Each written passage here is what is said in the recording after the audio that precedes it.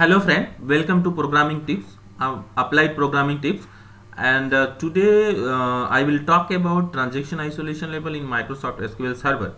So before going into topics, I will request you guys, so please click on the subscribe button and press the bell icon so that you can get the latest video. So this topic will apply on SQL Server, Azure SQL Database, Azure SQL Data Warehouse, Parallel Data Warehouse.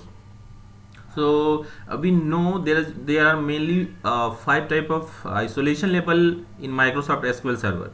So but in this tutorial I will cover only two type of isolation in SQL Server. One is read committed and one is read uncommitted. So let's jump into the Microsoft management visual management studio so that I can show you how it's really work.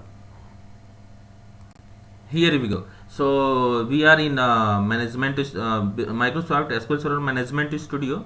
So basically what I'm trying to achieve here, I just want to show you what is isolation level practically. So you can see here I am creating employee table having three columns: ID, name and salary, and inserting three rows in employee table. So let's do it, and let's select it and press F5.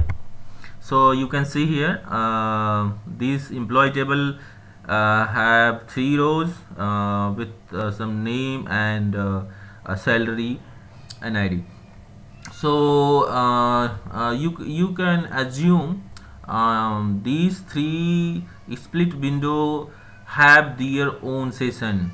It means this is session, this is session, you can say session 1, this is session 2, and this is session 3. So it means if you are running transaction in this session 2, then it will be separate transaction. If you are doing transaction in session 3, then that will be different. So most guys know by default isolation level is read committed. So but for clarification, I mean just for make it clear, I mentioned here read committed. The isolation level of this session is read committed. So what I'm trying to achieve here, I'm trying to update the value of ID1. So you can see here ID1 is Ramesh, having salary 1,28,000. But so I'm just trying to update ID1, I mean Ramesh salary, with 80,000. And I am enforcing SQL Server to hold the transaction commit for 20 seconds, so that I can show you how it's really works. So let's try to run, this one, and let me press F5, and you can see transaction is going on, no result here, and try to read the ID1. So you can see here I'm not able to read. So if this transaction commit, then in that case I will be able to get the ID. So see, as soon as this transaction committed, then in that case I can read salary of ID1. So this is all about read committed. So let me show one more thing, I mean one more isolation level, that is read uncommitted. So let me modify it bit more. So you can see here I changed isolation is read uncommitted.